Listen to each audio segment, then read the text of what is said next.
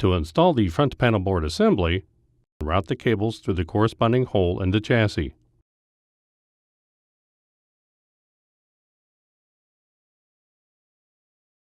Align the tab on the top of the front panel board assembly with the chassis. Pivot the front panel board assembly until it snaps into position. Connect the respective cables to the front panel connectors and the front USB 3.0 connector on the system board.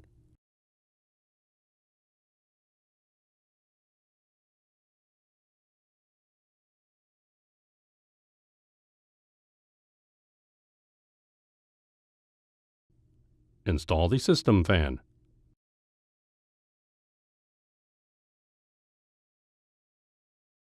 Install the front bezel.